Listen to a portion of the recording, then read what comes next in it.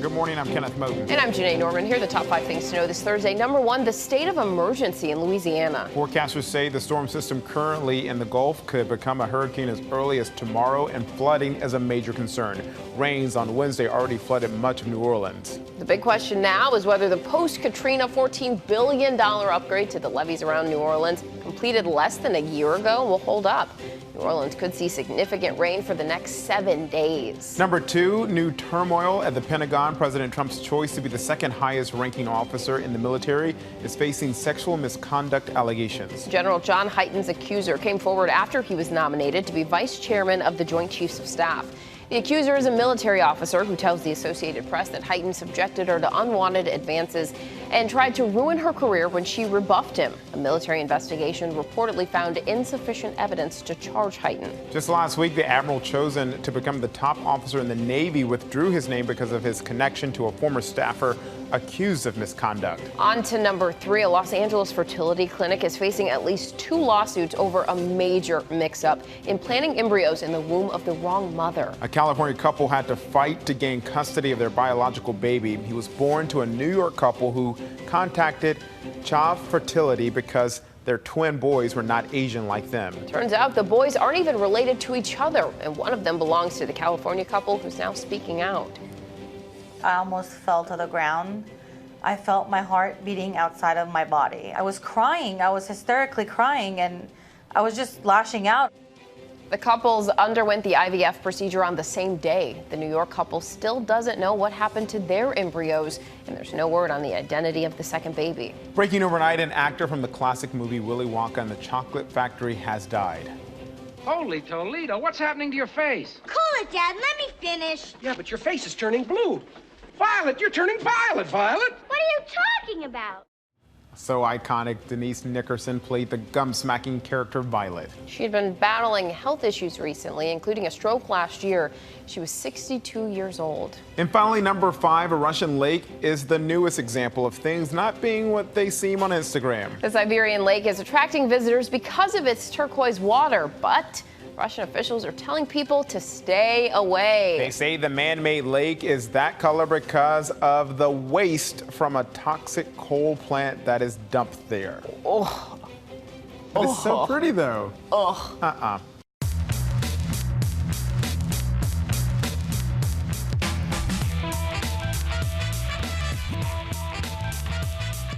Are you staying out of the water?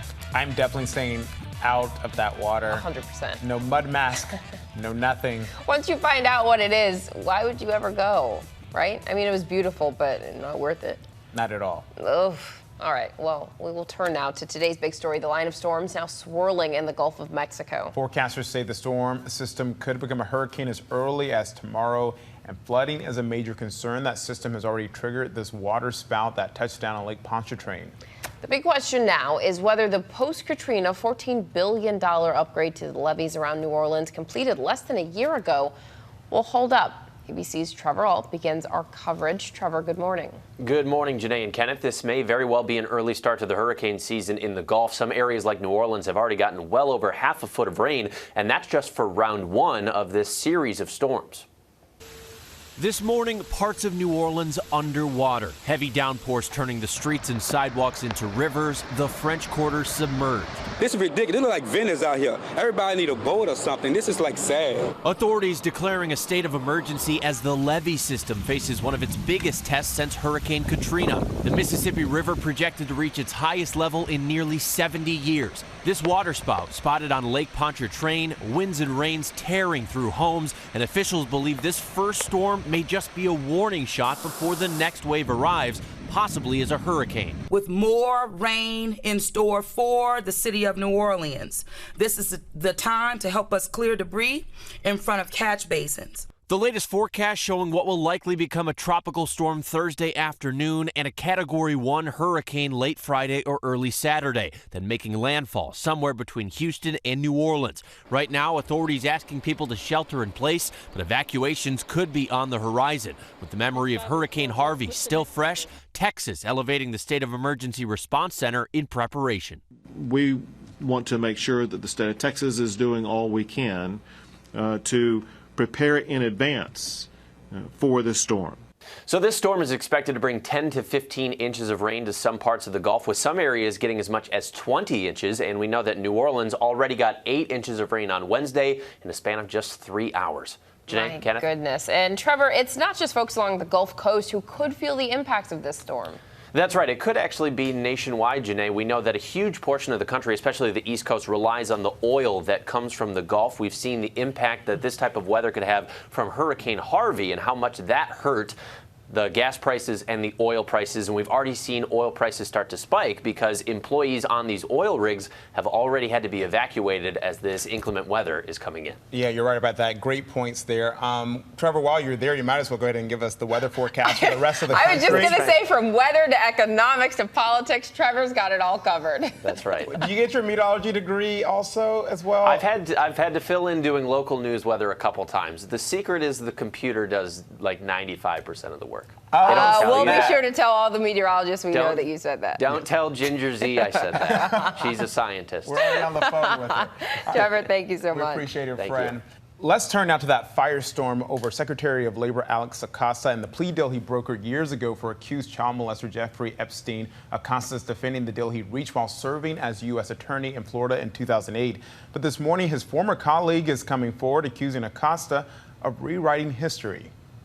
New video overnight of protests outside the Department of Labor in Washington. Demonstrators are demanding Secretary Alex Acosta resign while projecting the words Acosta enables sex trafficking onto the building. It comes after Acosta defended a controversial plea deal his office negotiated with wealthy financier Jeffrey Epstein in 2008 when Acosta was a U.S. attorney in Florida. A good prosecutor will tell you that these cases are complex, especially when they involve children. Court documents in that case showed more than 30 women accused Epstein of sexually abusing them as teenagers. The deal he cut with Acosta's office allowed him to plead guilty to lesser charges, spending just 13 months in county jail and still being allowed to travel to his office for work during that time. We did what we did because we wanted to see Epstein go to jail. The deal faces new scrutiny after Epstein was indicted this week by federal prosecutors in New York. The indictment claims Epstein hired teen girls to give him massages at his mansions in Manhattan and Palm Beach, allegedly assaulting them. Some of the allegations in the new case were also part of the investigation that Acosta oversaw. The secretary was asked Wednesday if he would make the same deal now. Today's world does not allow some of the victim shaming that could have taken place at trial 12 years ago. The alleged victims in the 2008 case say they were not told about the deal the government cut with Epstein or any of its terms. Acosta Wednesday urged other victims to come forward, but stopped short of apologizing. They say they went to you looking for help, and they didn't hear back from you until it was too late. Do you owe them an apology? So, you're raising the issue of victim notification. The career prosecutor in this case had a difficult decision to make. And she didn't make it alone. But this morning, the former state attorney in Palm Beach is fighting back, saying Mr. Acosta's recollection of this matter is completely wrong. The U.S. Attorney's Office produced a 53-page indictment that was abandoned after secret negotiations between Mr. Epstein's lawyers and Mr. Acosta. At the time, Epstein had formed a legal dream team, including Alan Dershowitz, who insists the 2008 plea deal was fair. They got him to be a registered sex offender, to pay vast amounts of money to all of the women, and to get him to plead and go to jail. Michelle Licata says she was 16 when a friend recruited her to give Epstein massages. She never got a chance to confront him in court because of the plea deal. I really just wanted to be like, hey, do you remember me? Of course not, because it's been so many other girls you couldn't even put on your hands. Like, oh yeah, I remember that one. I ruined her life. Epstein has pleaded not guilty to the new charges. White House Chief of Staff Mick Mulvaney is dismissing a report that he wants Acosta to be fired. Mulvaney says the relationship is, quote, excellent. And a legal victory for President Trump. A federal appeals court threw out a lawsuit that claimed he violated the Constitution by profiting from foreign government guests at his hotel in Washington. The suit, filed by Maryland and the District of Columbia, said the Trump International Hotel was siphoning business from local hotels because officials were trying to curry favor with the president by staying at his hotel. Tensions are high in the Persian Gulf, where Iran is accused of trying to seize a British oil tanker. U.S. officials say 5 small boats belonging to the Revolutionary Guard approached the UK-flagged tanker and tried to direct it toward Iranian waters, but a British warship monitoring the tanker from a few miles away intervened. This is the first provocative action since the UK seized an Iranian tanker carrying oil to Syria in violation of international sanctions. Now to the race for 2020, and Mayor Pete Buttigieg unveiling his plan to invest in Black Americans and businesses. The plan aims to make public colleges tuition-free for low-income students, abolish private federal prisons, legalize marijuana, end voter suppression and gerrymandering, and abolish the Electoral College. The mayor of South Bend, Indiana, has been criticized by residents for his response to the police shooting death of a black man last month. A whole lot of plans there. A House committee is going to consider subpoenas today over the Trump administration's practice of separating families at the southern border. That comes a day after the release of video from inside the government's newest holding center for detaining migrant children. That center is in rural Texas on the site of a former oil field worker camp. ABC's Matt Gutman has details. These are the images the government now wants you to see. Migrant children, hands on hearts, reciting the Pledge of Allegiance, though at some point they may be deported. The AP allowed into a youth holding facility in Texas where unaccompanied minors sleep on bunk beds, weave, eat catered food, and play soccer on grass fields. The reason why we stood this up is, again, not to allow children to stay in Border Patrol stations any longer than they need to. Those Border Patrol stations are migrants' first stop once apprehended. Described as a ticking time bomb in an internal government report that showed dangerous overcrowding. Men cheek to jowl in chain link pens. Families stuffed dozens to a cell with a single bathroom. Faces pressed against the glass. Yasmin Juarez testifying before Congress. She says her daughter Marie died from a viral infection after their detention. Pero estoy aquí. It is painful for me, she says, to relive this experience and remember that suffering. But I am here because the world should know what is happening to so many children in ICE detention. She's suing the government for wrongful death.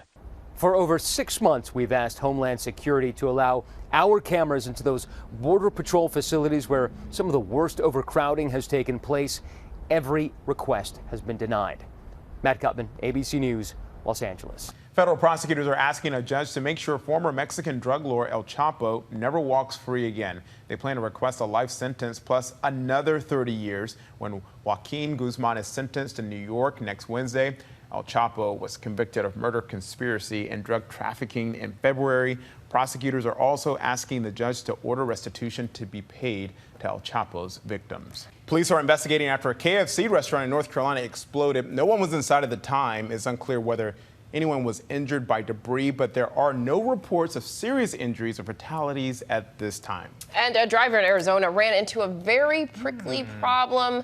This cactus went through his windshield. Police in Tucson say the sports car went through a median, then smacked into the big plant early yesterday morning. That driver suffered minor injuries, and he's charged with DUI. Well, coming up, what had drivers pulling over on an Atlanta highway? And why they could face charges. Yep, more after this. Welcome back. Now to the doctor who says she was humiliated by American Airlines because of what she was wearing. She says she was forced to cover up. ABC's Victor Okendo reports the woman claims her race was a factor.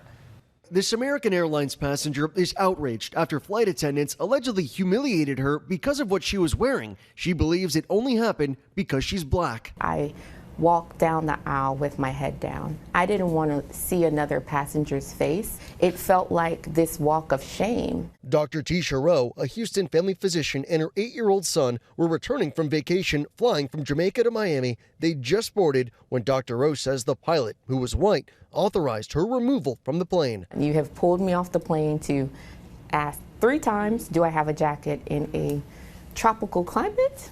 There has to be more to this. She says the flight attendant, also black, requested that she cover up. Eventually, she asked for a blanket in order to stay on the flight. Later posting these images online, drawing immediate backlash against the airline. In a statement, American Airlines telling ABC, "We apologize to Dr. Rowe and her son for their experience and have fully refunded their travel." American Airlines plans on hiring a chief inclusion and diversity officer. Dr. Rowe says she just doesn't want another woman of color to go through what she did. Victor Okendo, ABC News, Miami. All right, let's get a check of our notifications now. Starting with a New Jersey homeowner's security camera capturing this clever bear, figuring out that what looked like a hanging lantern was actually a bird feeder filled with seeds. But as that bear was enjoying its little snack, neighborhood dog to the rescue, saying, "Not in my house. Get out of my neighborhood," slamming so hard into the bear's ribs that the bear took off running. Oh, poor bear's just looking for a snack. Next to a mom who was busted for driving with a kiddie pool on top of her car. And get this, her 2 kids were in the pool. In the pool. Trying to hold it down. Yeah, weigh it down, she said. But she was. Now she's weighing it down in jail because she was arrested, charged with child endangerment there. And next to a birthday cake mix-up, a 25-year-old who loves Moana, because you're never too old to be a fan of our parent company, Disney. She wanted a Moana-themed cake, but apparently they thought it was marijuana-themed cake that she wanted. So she got that pot leaf and that My Little Pony with the pot leaf on its behind. But she only got the artist renderings on the top of it. There's nothing in the cake, right? I don't know. Kensley, tweet us. It definitely will give you the munchies. And speaking of munchies, look at this little wombat munching on a snack. Ah, yeah. Also enjoying the green. Yeah. Yeah. And speaking of enjoying green, how about these? Oh, they're not green grapes. No, they're not. But they're grapes. But Red you had grapes. to shell out a lot of green to get these grapes. There you go. Thank you, sir. $11,000 for these 24 grapes. 24. They look pretty plump, though. Plump. That's why they cost so much. They're from a special breed, and so they're very juicy. Very juicy. They also plump, big grapes. They come from, again, a special breed. Like more than 20,000 are only sold each year. Yeah. This businessmen in Japan They're going to cost bought these at auction. All right, finally, 11-year-old took on a Carolina Panthers star linebacker at a sports camp. So watch this move. Wait for it. Okay, all right, here we go. Here it comes. Here we go. Here it comes. Ooh, out-juked him.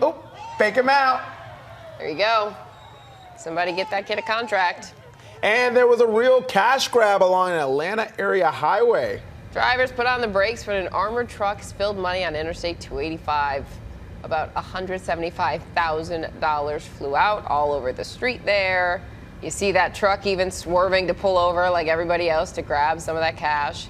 So far, at least 2 people have returned some of the money, as police are asking them to do. One person turned over $2,100 that he picked up. In this case, green does not mean go.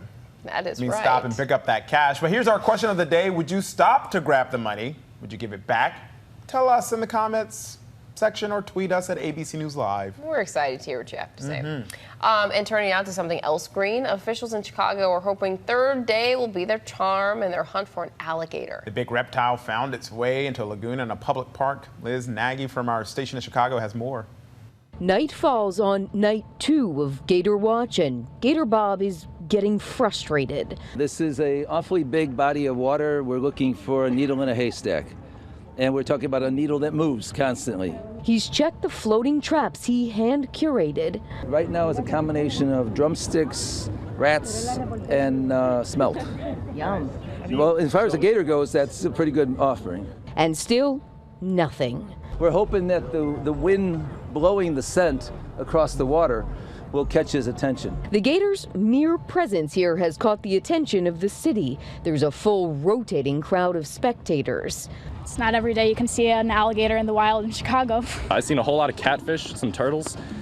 No gators yet, though. But the wild creature has made a handful of cameos. Gator Bob says the gator is getting a little cozier. We're all speculating on whether he grew up in somebody's, bathtub or backyard or something. He's enjoying the 5 feet of water. He probably was raised in 6 inches. Now it's a matter of getting the gator hungry enough and just the right bait combo to lure him into carefully placed traps. If we could find the animal, we can capture the animal. And this actually isn't the first time they've dealt with an alligator. Back in 2011, there were 2 gators in the Chicago River, so... Maybe those 2 gators had a little gator, Maybe. and this is the gator. No. We'll see. Hopefully they catch it. Coming up, the sports world, big night to get dressed up and go out. We'll check out the big winners and the big moments at this year's ESPY Awards after this. Here's what to watch out for today. President Trump is set to speak to conservative groups at a White House summit on social media, but Google, Facebook, and Twitter are not invited. Trump regularly accuses the big social media platforms of suppressing conservative voices. He has suggested the companies may be acting illegally and should be sued by U.S. regulators. Former Vice President Joe Biden will lay out the groundwork of his foreign policy vision. He is expected to discuss the Iran nuclear deal, tensions with Russia and North Korea, and the Paris Climate Accord. Biden has criticized President Trump for diminishing the standing of the U.S. on the world stage. Harvey Weinstein is scheduled to appear in court as lawyer Jose Baez looks to leave his defense team ahead of his September trial date. Weinstein is bringing in 2 lawyers from Chicago to fill the gaps. And the sun will set in perfect alignment with New York City's street grid this evening in what scientists fondly call Manhattanhenge. Plus, don't forget to tune into The Debrief for an update on all our top stories in the briefing room for a breakdown of the latest headlines and politics.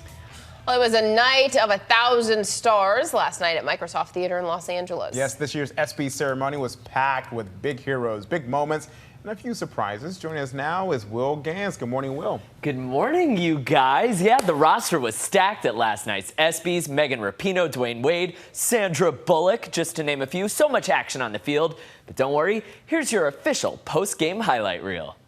Like the athletes they honor, the ESPYs pushing things to the limit. Everything turned on its head for Sports Night Out in LA. The ladies and the men ditching their jerseys to blitz the red carpet in style. The Sack Master looking very good with those shades. Inside the Microsoft Theater, the night full of sports' biggest stars. Gronk, Lindsey Vonn, and Dwayne Wade, who had to shout out his wife or risk getting a technical foul. To Drew Brees, because of what you said to your wife on stage, my wife looked at me with a death stare and said, if I don't say something up here, the car ride home is going to be long. With that being said, darling, you are amazing. You look incredible in this dress. And host Tracy Morgan acing some jokes of his own, even while raising money for cancer research. She go, tonight I'm selling fruit snacks for Jimmy V. There's 20 grand a pack. So come on, Dwayne Wade. You look like you just dropped the R&B album. I know you got it. Come on, Terrell Owens. Well, you retired years ago, so you probably ain't got no money. The ESPYs also packing an emotional punch. Former Marine Corps Sergeant Kirstie Ennis, who lost her leg serving overseas, offering up this advice. Let this be my message tonight to the athletes in this room, to people in the military brotherhood, and to everyone out there watching. Rest a moment less, endure a fraction more. Thank you. Bill Russell winning the Arthur Ashe Courage Award. Former NBA player and trailblazer receiving tributes from Kobe Bryant, Samuel L. Jackson, and former President Barack Obama. The night's most anticipated moment, Sandra Bullock presenting the award for Best Team. And the winner is... All those in favor of equal pay, say aye. The women's national soccer team! One more trophy for Team USA's shelf. It sure was an epic day for the U.S. women's national team. That ticker tape parade in New York City yesterday morning, hair and makeup during their plane ride from L.A. to L.A., and then that big win at the ESPYs. Yeah. What can't they do? They had a long day and they looked amazing. They definitely did. I was going to say, I hope they didn't hit any turbulence, obviously, because that could do something to the makeup. But even though I think these women, they can still handle it. Absolutely. They can handle anything and everything. Yep. That's it from us today. Have a good one. Goodbye.